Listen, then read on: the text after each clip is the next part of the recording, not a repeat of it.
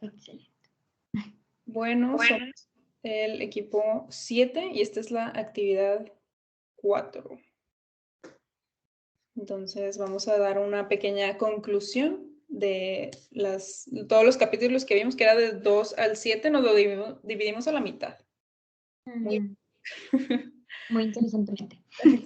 Entonces, si quieres, déjame, a mí me tocó el 2 hasta el 4. Sí, ¿verdad? Tú hiciste. Sí. Y bueno, pues lo que pedía más o menos era como que hablar de las barreras comerciales. Aquí viene barreras físicas, comerciales, arancelarias y culturales. Que eso venía más o menos del capítulo 2, entonces nos pedían ejemplos y pues hablar como que de esas diferencias, ¿no? Cómo es que puede funcionar aquí, pero bueno, por ejemplo, en algún país, pero alguna vez, por ejemplo, me estoy trabando toda.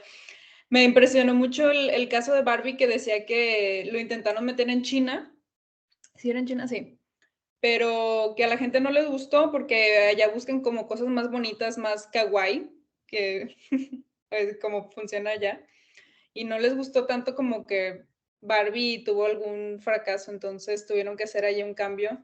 Entonces, pues esa fue una barrera más que nada cultural, que era como los ejemplos que nos estaba pidiendo la maestra. Y luego el siguiente fue como la geografía, la ubicación geográfica hace los cambios en el mercado global. Y también pues pusimos ejemplos, puse aquí a Walmart, Best Buy. Y el siguiente, ¿cuál era?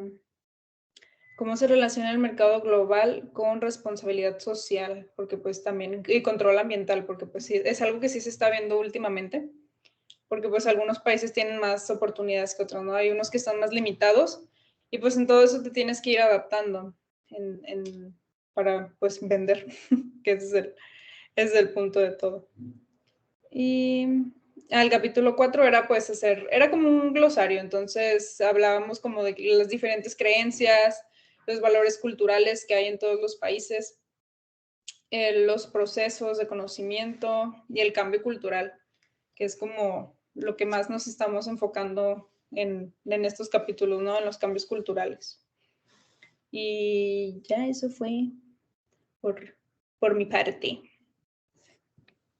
Sí, estaba muy interesante porque, o sea, todos estos capítulos obviamente como que se conectan, o sea, Sí. va seguimiento y como que, por ejemplo, varias cosas de las que mencionabas también como que las repetían de cierta forma en los capítulos que a mí me tocaron, pues leer y contestar las preguntas que venían ahí.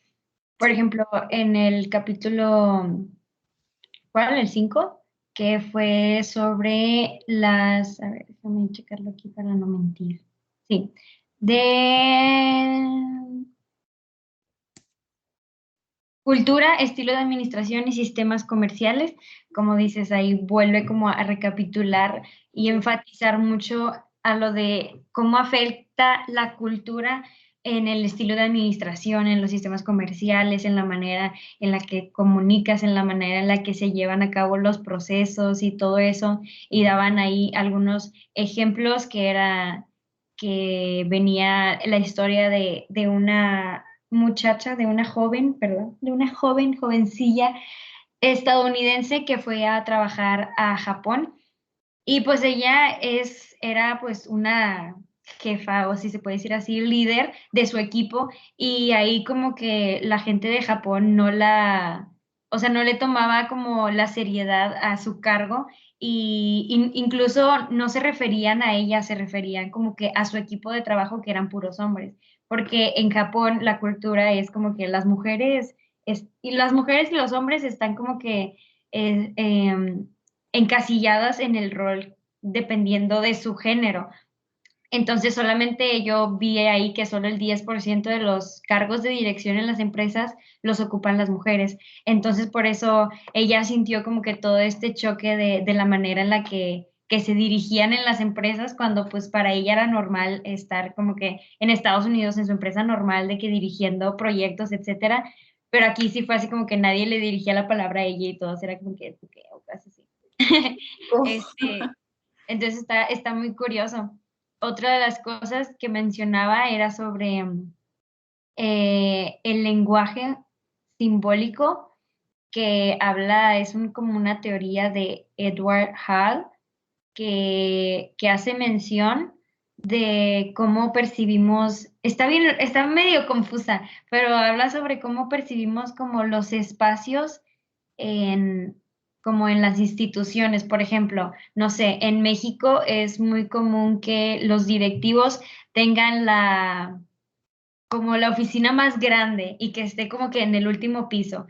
Y en otras partes como, no sé, en Japón o otras partes diferentes, ahí mencionaba que sinceramente ya no me acuerdo cuál es en específico, pero venía como en otras partes, no, o sea, tiene que estar la oficina del director en medio de todas las demás oficinas que tiene a su cargo, trabajadores que tiene a su cargo, o no, en nuestro país tiene que estar en una esquina porque significa esto y significa lo otro. Entonces eso El también orden estaba. también.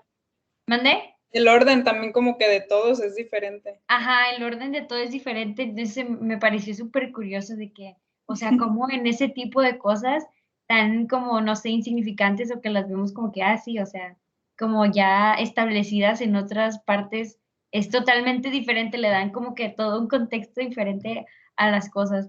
Otra de las cosas que hablaba era de cómo los británicos y los estadounidenses, aunque tienen el mismo idioma que es el inglés, tienen como que muchas diferencias al hablar, que le dan sentidos súper diferentes a muchas frases o a muchas palabras, y que venía eso de que es una barrera de comunicación, o sea, decía así como que, o sea, hablan el mismo idioma, pero en realidad sí se pueden dar a entender porque, o sea, siempre se refieren como a cosas diferentes y es como que te queda así como que, ¿cómo? Y yo lo veo también mucho como en personas, o sea, como en Latinoamérica, pues, de México con Argentina o con Colombia o con Venezuela o con cualquier otro que son de habla hispana, pero también usan muchas frases diferentes. No me acuerdo cómo se llaman. ¿Cómo se llaman? Como. Pues sí, sí sé a lo que te refieres, no me acuerdo el nombre. Sí, Pero yo también no me acuerdo. dicen palabras diferentes que significan lo mismo, pero pues, o sea, ahí te das cuenta que no solo es como en culturas, sino como en el mismo lenguaje. Exacto, sí, sí, sí. Pero bueno, esa palabra X. Y Ujú. bueno, en los demás capítulos ya habla más de también de cómo influye la soberanía de las naciones que tienen, que esto es como de que puedan tener sus propios reglamentos, de que puedan tener su propio frontera, que ellos definen sus fronteras geográficas, controlan todo lo que tenga que ver con el comercio, regulan el movimiento personal y cómo influyen mucho los rasgos políticos en el área del comercio.